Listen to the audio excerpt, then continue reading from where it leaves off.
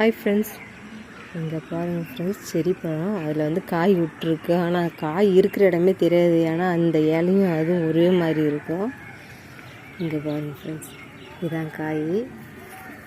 பார்க்க ரெண்டும் ஒரே மாதிரி இருக்கும் ஃப்ரெண்ட்ஸ். அந்த ரெட் கலர் வரும்போது தான் நம்மளுக்கு தெரியும். அதிகமாக அந்த தெரியாது, இருக்கிற இடமே தெரியாது. இப்படி தான் இருக்கும் செரி பழம். நல்லா இது டார்க் ரெட் கலரில் மாறும். இப்போ நிறைய பூ விட்டுக்குது ஃப்ரெண்ட்ஸ். ஆனால் கொட்டுது, நிறைய கொட்டிட்டு 1-2 தான் காய்கறி. இது கீழே கொஞ்சம் நட்டு விடணும் ஃப்ரெண்ட்ஸ். அப்போ தான் கொஞ்சம் இன்னும் நல்லா காய் நிறையா விடும். மாடியில் வச்சுருக்கிறதுனால கொஞ்சம் கம்மியாக தான் காய்க்குது. இந்த வாட்டி வெயில் அதிகமாக இருக்கவ பூவெலாம் கொட்டிக்கிச்சு. இன்னொரு செடி ஒன்று இருக்குது ஃப்ரெண்ட்ஸ், ஸ்டார் ஃப்ரூட்டு. அதையும் உங்கள்கிட்ட காட்டுறேன் பாருங்கள் ஃப்ரெண்ட்ஸ். இதுதான் ஸ்டார் ஃப்ரூட்டு. நான் நட்டு நர்சரியில் தான் வாங்கினேன்.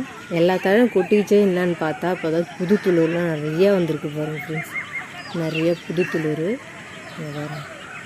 இது வந்து ஸ்டாராக அப்படியே இருக்கும். கட் பண்ணால் பொடியாக கட் பண்ணால் வந்து ஸ்டார் மாரியே இருக்கும் ஃப்ரெண்ட்ஸ். இது நல்லா இனிப்பாகவும் இருக்கும் இந்த பழம். இன்னொரு செடி ஒன்று இருக்குது, அதையும் காட்டுறேன். இங்கே பாருங்கள் ஃப்ரெண்ட்ஸ், இது வந்து மல்பெரி. கொஞ்சம் நீட்டாக இருக்கும் அந்த பழம். ரெட் கலரில் வரும், கருப்பு கலர்லாம் இருக்கும். நர்சரியில் வாங்கும்போது இது என்ன கலர் தெரில அப்படின்னு சொன்னாங்க. ஆனால் இது ரெட் கலராக இல்லை வந்து கருப்பாக காய்க்குமா அதுன்னு தெரில. இது இப்போ தான் நட்டுருக்கேன். இது வந்து கட்டிங் மூலிமா தான் மல்பெரி செடி ஃப்ரெண்ட்ஸ். இது இன்னொரு செடி ஒன்று இருக்குது, ஸ்வீட் லெமன். பாருங்கள் ஃப்ரெண்ட்ஸ், இதுதான் ஸ்வீட் லெமனு.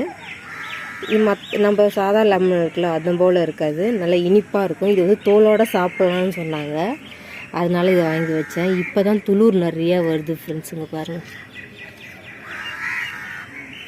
சின்னதாக காய் காய்ச்சிது, ஆனால் கொட்டிக்கிச்சு.